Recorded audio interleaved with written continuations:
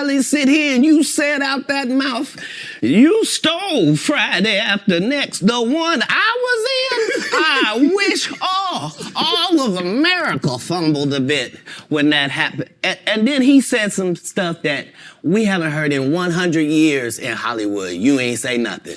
This man told you he had Katt Williams' role. He was gonna be Money Mike. Wait. And Katt Williams was gonna be the Santa Claus. Now let's 3 quick points. 3 quick. You mean in Hollywood they cast a 5'5" black Santa Claus that weigh 145 pounds? That's your story. Your story is the Rickey Smiley that couldn't even do curse words because he had a Christian fan base. He was gonna play the pimp. Why you didn't ask him why has he played a woman in more movies than he's played a man? Well, I didn't know he shouldn't be able. You wouldn't let a athlete that been on steroids talk about one of the greats. Rickey Smiley can't act because Rickey Smiley can't act. He told you the story about when the movie came out. Where did he say he watched it? At home. He wasn't even at the premiere. You telling this man, you stole that. Oh, so he could get his name in the same sentence with a great one. It is sad. He was just that bitter when we were shooting it. He told everybody, it should have been my role. Everybody on the scene. Why do you think no cast member has ever said anything? He couldn't have played that role like you. I thought he was... Sir, no one... Why no... He was with KD? He beat up Terry Crews? Why nobody know this story? You talking about in Hollywood, they switched off roles. You take this and he... What? So Rickey Smiley knows this. I don't know why liars lie, but I can tell you this. We auditioned in Los Angeles. Yes. I was audition number 201. 200 black comedians auditioned for the role of Money Mike with me. You're saying all 201 of us was auditioning and you had already had the role and had already shot the role in 4 days? The truth of the matter is, the Money Mike in the original script got raped in the bathroom, and that's what Rickey Smiley was okay with. Katt Williams had to take the risk in front of the studios and the cast and our powers that be in his very first movie and say respectfully, humbly, guys, if we're talking about anything else, I have no credibility and I have no pull. But we're talking about comedy, right, where I have all the credibility and all the pull. The problem with Friday After Next is we're trying to make a classic comedy. And this comedy involves a rape. And rape is never funny, no matter who it happens to or what the circumstances are. If you would allow me to allow us to do this movie without a black man getting raped in it, I promise you that it will be twice as funny as it would be with him getting raped. So considering that's the real story, why would you bring up that story? 35 members of the cast and crew have never brought up that Rickey Smiley was gonna play Money Mike. No one ever saw me put on a Santa Claus suit. We got a wardrobe department. They made a Santa Claus suit for me. Why that wasn't in the bloopers? Why? And here's the other thing. Everything that Money Mike said, Katt Williams wrote. So what Rickey Smiley say on his? You can't say my lines, I wrote them. That's how I already know that I'm gonna be funnier than you. What he told everybody was, Katt Williams, don't nobody know who he is. I'm on the radio. I'm with Steve and Said. Everybody know me. That's what he told everybody that would listen to on the set. That's the truth of the matter. He was so egregious, not now, then. He was so egregious that, and Hollywood has never heard this in 100 years. He was so egregious, I put in my contract that I won't work with Rickey Smiley again unless he's in a dress. Now, what was Rickey Smiley's next movie? Was it First Sunday? Did he wear a dress in it? You bet he did. It's in my contract. Why would you put that in your contract, Katt? That's where he's a believable actor. Him and Tyler Perry can't play a man to save their life. They play good women, and I believe that the best actor should be in the best role. So that's why, because when we released that clip and he said that, you responded because he said he was supposed to play Money Mike and you were supposed to play Santa Claus. An outright lie. So that he knows is a lie. So why would he say it? Because he's a liar. Nobody knows why liars lie. And that's why I had to come on the program. I know so many things I shouldn't know, and they all know it. They all know it. Why? Because you don't make me the villain. Not the guy that raises black children and ain't never done a hard drug in his life and don't have no stories of doing nobody dirty. And they'll just go out and they'll lie. The industry doesn't mess with Katt because he didn't show up for the studio. No studios have ever said that. Look at my IMDb. It will show you that no studio has ever lost money with me on the script. How? That's why I'm saying, that's why I can't let Rickey Smileys say he was supposed to play Money Mike. Because I wrote the words for Money Mike. I designed the hair for Money Mike. I collaborated with the wardrobe department and made outfits to make sure that no one in America would be wearing what Money Mike was wearing. I told them to go get the Prowler. I then told them to paint it purple. I told them don't have an actor playing a pimp. We could get an actual pimp, Archbishop Magic Don Juan to play. Like, I did far too much work for somebody to come years later and try to tag along just for their own self-aggrandizement. Why didn't Cube set the record straight? Terry Crews could have set the record straight. Mike Epps could have set the record straight. Why none of them set the record straight? That's what you were supposed to ask him when he told you those lies that no one's ever heard. Right, but he's telling you something no one's ever heard of. Nobody has ever heard, oh, Ben Affleck and Matt Damon was in a movie, and somebody said, y'all should switch roles. Like, this is a business. But that's the thing, Katt. Normally when people will give you information, I'm thinking I'm hearing it for the first time, and they're giving information no one else knows or has ever heard. So I'm taking them at face value. These are like, this is like Steve Harvey telling people he used to be homeless. That's my story. That's not his story. Steve Harvey wasn't never homeless. When Mark Curry was touring with him 25 years ago, he was making $3,000 a show in cash and doing 5 shows a week. They just tell the stories. Thanks to my wife, I'm where I am. You said that about the first wife. You forget that? You told us it was her. Then you went and married somebody else that think like a man. Like, what are you talking about? They think they can rewrite history. Guy Torrey did a beautiful special about the Comedy Store and Fat Tuesday, where he said that Steve and Cedric and Kevin Hart and Tiffany Haddish came through there and made... All lies. Steve and Cedric never performed at the Comedy Store at all. Tiffany was only seen at the Laugh Factory.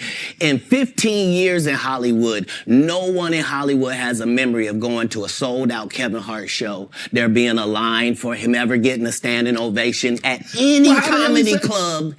He already had his deals when he got here. Have we heard of a comedian that came to L.A. and in his first year in L.A. he had his own sitcom on network television and had his own movie called Soul Plane that he was leading? No, we've never heard of that before that person or since that person. What do you think a plant is? Maybe people don't understand the definitions of these words. He just did his documentary with Chris Rock where he shows you that his whole upbringing in comedy was on the East Coast. Yeah, it was. So how simultaneously was he here in Los Angeles doing the same thing? It didn't happen. It didn't happen. And I hate to seem like a petty individual for picking apart lies, but Jussie Smollett gonna keep lying until you say we don't believe you. Like, it's important in the checks and balances of the universe that liars not get to make complete narratives for themselves. Are you not afraid about being blackballed again? These are some power people. What do you mean again? These people are not powerful. Satan can't create anything. That includes blessings for his people. That's why, you know what the #1 job of somebody that sold their soul in Hollywood is? What? Is to act like it didn't happen. They all do the same job. Why do you think Gary Owen can't cross over and he already white and been in comedy for 25 years? If what I say ain't the case. It's a cabal. It's a consortium. They rock with who they rock with and they don't with who they don't. But I'm not scared of being the competition any more than you were when you lined up across from a superior team. Yeah, on paper, they're a better team. Right. They have all the assets and resources and we don't. But let us get on the line, boy, and see if that factors in. I guarantee you it won't. Wow. Because Shannon Sharp got to be a different person than that other person. Absolutely. And he always was. That doesn't change when I change teams. That remains the same. That's how a legacy is built. So all of these shortcut takers, they canceled me for talking about Harvey Weinstein before the thing came out, but he offered to suck my penis in front of all my people at my agency. What am I supposed to do? He did all of that. I'm thinking I'm the only black person on the script. I get there, it's 3 other black guys on there. Woo. Huh. So you wonder what they did to get there? I told him no. What y'all do? And this is why when I walk in a room, heads go down. Behind my back, I'm nothing. I'm just a regular old comedian that's bitter and jealous. But in my face, no. The king has walked in and they have to respect it only because I've not taken the shortcuts. I've not been funded. They pay you to not talk about things they don't want you to talk about. They tell you that themselves. I can't do that because Steve told you that he stopped doing stand-up because he has 7 TV shows. The only problem is when he stopped stand-up, he didn't have those 7 TV shows. He stopped stand-up because he got in a comedy battle called the Championship of Stand-Up Comedy with one Katt Williams in Detroit in front of 10,000 people and lost because Katt Williams said he was actually bald and that was a wig. And I went in, and that's why he couldn't do stand-up anymore. Imagine him coming to tell you another story where he got so big and it was Bernie and them's fault because they wanted to be movie stars. What? You called Ocean 11 to get that nigga's part. What do you mean you didn't want to be a movie star?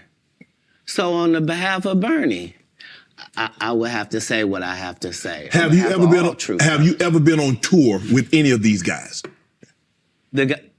Every guy I mentioned to you is not funny out there in real life. So no.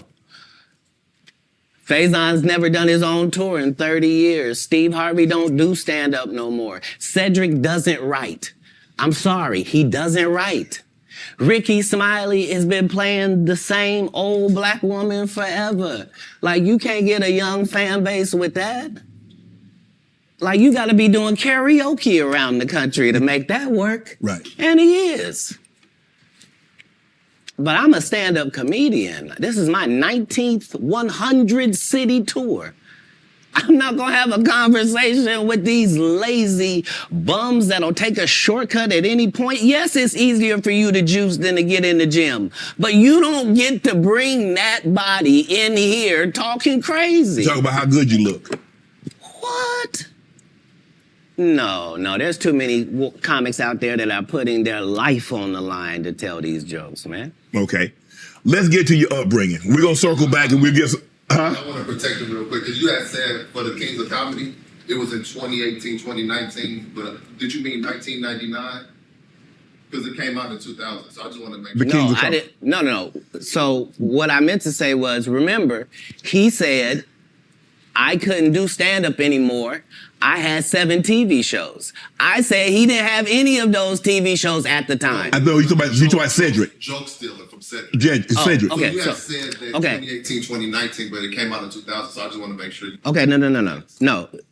What comes out in 2000? The original Kings of Comedy. Right.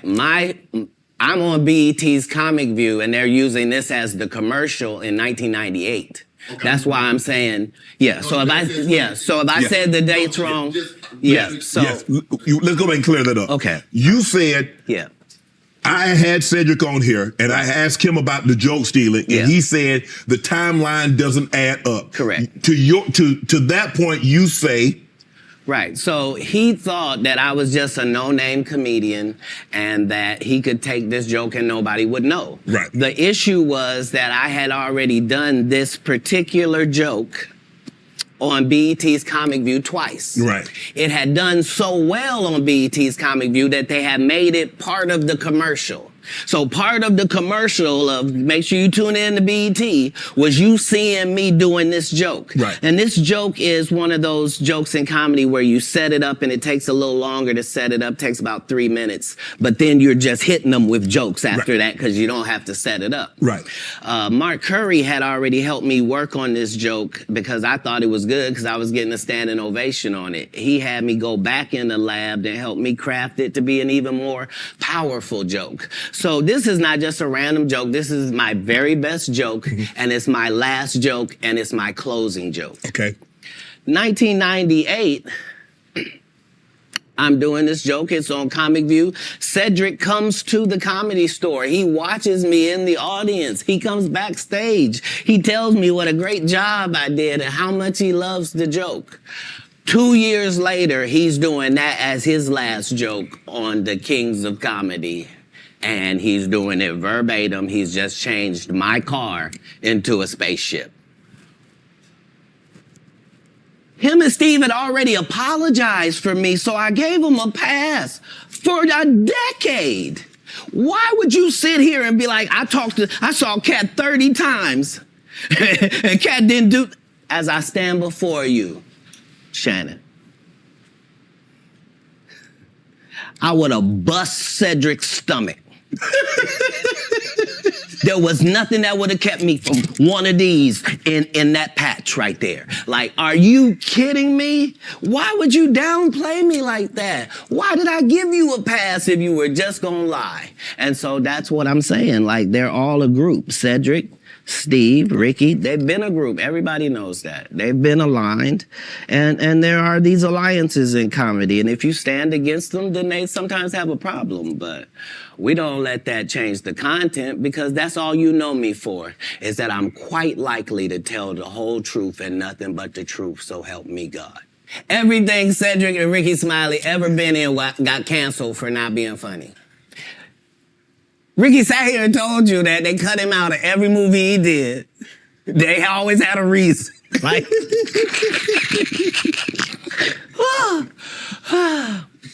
that's why I'm funny, because I'm a happy person. I laugh all day long. I can't even imagine the misery of these bums.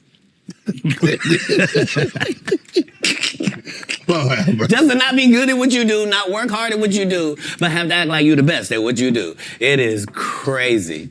It's crazy. But they be touring, they be doing like 100 shows a year? That's me. I don't run into none of them. That's what I'm saying. If you a Faison Love fan, you mean you've been a fan of him for 32 years, you still waiting on him to do his first special? You mean to tell me if Steve Harvey, your favorite comedian, you mean you've been waiting for him to do stand-up for 15 years now? I mean, Steve got a lot of other DL's still out there. None of those irons matter to stand-up. Who cares that they wrote a placard for you to do Family Feud on? Like, you're successful because we're surprised you can talk for a living and it's entertaining that you're gonna say some funny country things. But not a writer. Right. Not a writer. Katt, he did have a good part in the movie, man. The Santa Claus was funny, man. The dude said the entire time we're filming, I can't play this role. They got a bandana over my nose and my mouth. My family not even gonna know who this is. So yeah, tell your story. Like, Comic View did a couple of disservices to comedy as well. Mm-hmm. So there were people like me that were out there getting 2 and 3 standing ovations in one set.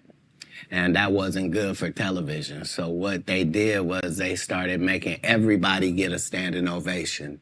So they would tell the audience, when they get off stage, everybody get up and cheer. And so now the fact that I'm the only one out there going to get standing ovations is now making people think everybody get a standing ovation. Mm. And that's not how comedy is. So right. I understood why that couldn't go anymore. Because remember, Rickey Smiley sat right here and told you a story about how he performed with Mike Epps and Katt Williams when he did Comic View. And to let him tell it, he was funnier than both. My name Lil Dow. You're talking about the special needs. That's good. That's a different time. That's some clever material. That was a different time, Katt. No, it wasn't. It was the time I was there. But I'm saying that time, this time, same times. No, but I'm saying just like people that tell you the Egyptians, they're not black. Egypt is in Africa, folks. Yeah. As long as Egypt is in Africa, then Egyptians are African. Do you believe you could tell the same jokes today as when you started out? I mean, Eddie Murphy not telling those jokes. Richard Pryor wouldn't be able to tell those jokes in 2024 that they told in the 70s and the 80s. So they wouldn't have told them. But that's my point. They're not inferior people. No. If they were in this time, they would be going according to our time. Just like then, we were going according to that. Like, that's how it is in the world. There are words that we can use for a while. And when we use them for a while until somebody says, that ain't a good word, we should stop saying that. Correct. That don't make people feel good. And we stop saying the word. And we move on to another word. You can't say the R word. You can certainly say special needs. Yeah. You can certainly say spectrum. Be slow. There are things that you can say to get your point that don't have to hurt people. Right. But you would know that if what you did was construct the English language for a living, then you would understand that part. Wow. That was that. It was crazy. Rickey smile. Oh, bro. Come on now. Come on now. I don't even know this nigga, bro. Like, what was he on about? I don't even know him. But like, yeah, drop what you think. Drop comments. Drop what you think. Like, bro, one thing I know, we should protect like Katt rooms at all costs, bro. Like this nigga, bro. This nigga's a jam, guys. Come on, bro. Nigga Don dropping like gems every now and then, and we gotta protect him. Like nobody's gonna tell you this thing beside him. So shout out if you hopped on the stream. Gonna hop on again 6 o'clock. Be there. You know how it is. With the boy C5 the fifth. Hop on. We live. Tap in.